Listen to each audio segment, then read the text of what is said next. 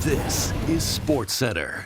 Hey, I'm Marissa Roberto, and we've got another show packed with highlights from the Women's World Cup. 3 teams in the FIFA Top 10 rankings were in action. We'll show you how Sweden, France, and the Netherlands fared in their tournament openers. And we are drawing closer and closer to Canada's second game against Ireland. That goes down Wednesday in Perth. Now joined by my new shopping buddy, Claire, who also happens to be a doctor, to discuss what they're up against for that second meeting. Claire, Canada clearly missing Jessie on the pitch versus Nigeria, but was there anyone in Canada's midfield who impressed you in that game?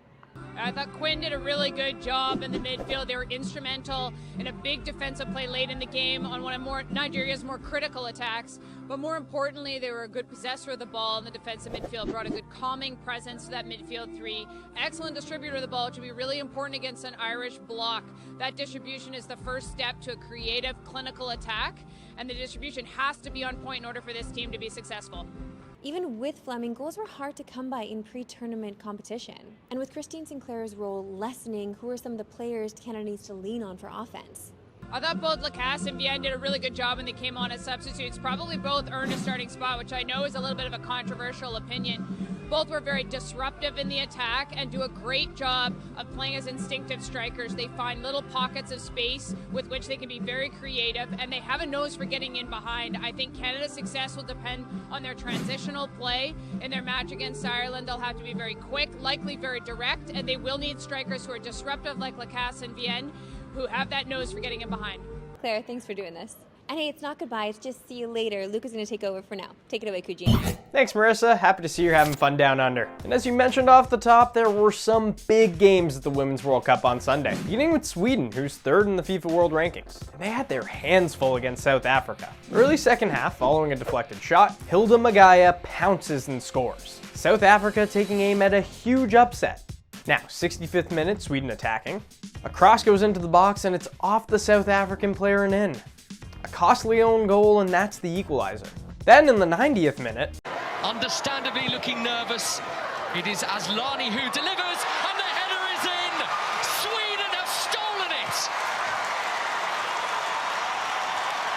Amanda Ilestedt rose, and in the 90th minute, South African hearts are broken. Amanda Ilestedt scores in the nick of time, as Sweden gets a big 3 points. The Netherlands were the runners-up in the 2019 World Cup, getting all the way to the final before losing to the Americans. They're looking to get right back there this time and opening up against Portugal. In the 13th minute, Stephanie van der Graat scores on a header, but not so fast. The ref's flag comes up for offside. And this one was originally called back, but they'd go to VAR, and after the review, the goal stands, as the Dutch take the early lead. 82nd minute now, Portugal looking for the equalizer. Telma Encarnacio with a nice move in the box, but she's denied by Daphne van Domselaar, as the Netherlands get their tournament started with a huge win. And we had one more match this morning, involving France, whose best finish at the Women's World Cup was 4th place back in 2011. They were facing Jamaica, and in the 36th minute, Becky Spencer comes up with a big save. Jamaica looking for their first ever World Cup point, after losing all 3 group stage matches back in 2019. 90th minute now, still scoreless. French cross into the box, but it's off the crossbar. Check the replay, this was a double doink. Now stoppage time, Jamaica's Khadija Shaw with a questionable tackle.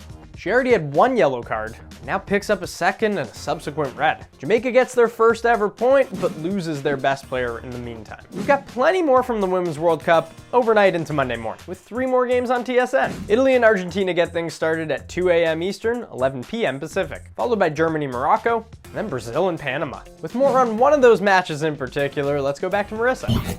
It's time now for a correct score bet, and it's no secret outside of Canada, I ride pretty hard for Italy. And they open their tourney against Argentina at 2 a.m. Eastern, 11 p.m. Pacific. Now, they're the slight favorite on FanDuel, so I'm not being too much of a homer here going with a 2-0 shutout. I mean, you don't have to do it for me, just, do it for Nonna. And before I leave you, I want to explain this too just a little bit. I mean, I won't explain it, but this edition of Roberto on the Go will. Enjoy. Just waiting for my friend inside Flinders Station because we're going to an Aussie rules football game. Yes, I've made this jacket my entire personality now, but I am rocking Saskatchewan Saskatchewan underneath, don't worry. Lauren, who graciously gave me her Metro Pass, and then we went to a little pub that a lot of the locals go to before a game. Welcome to the Melbourne Cricket Ground, or known as the MCG, Australia's most iconic sporting stadium. That's Lauren's friend Leah, and they're both super sporty and were very helpful with all the rules. Same rules that are written all over the walls, but it's helpful when other people share with you. The teams come out high school football style. They literally tear through signs. You can pass, catch, and kick. You can do it in any direction. When you see a guy in purple running onto the field, that just means he has a message to deliver one of the players. Like signs in baseball, but seemingly less efficient. Every time a goal was scored, no matter what, on both sides, there was a ref that would pull out flags and wave them ceremoniously. Because the ball went right down the middle, it's 6 points. The ones just outside that are 1, and then the Seagulls came. Because this is their house, and they want everyone's chips. Halftime was getting chilly, so I used it as the perfect excuse to get a 2. Should I do Melbourne, or I'm with people from Adelaide is the only thing. North is so loud. Guys, the Crows are doing it. We're in it. I feel like the Crows are giving me serious Leafs vibes, where they can do it, but they'll just disappoint you. This place could easily sit 100,000. In fact, Taylor Swift is playing in this very stadium. It's just too bad Adelaide couldn't win. Go Crows. That's all for today. We'll see you right back in tomorrow at 3 Eastern. No Pacific. Have a good one.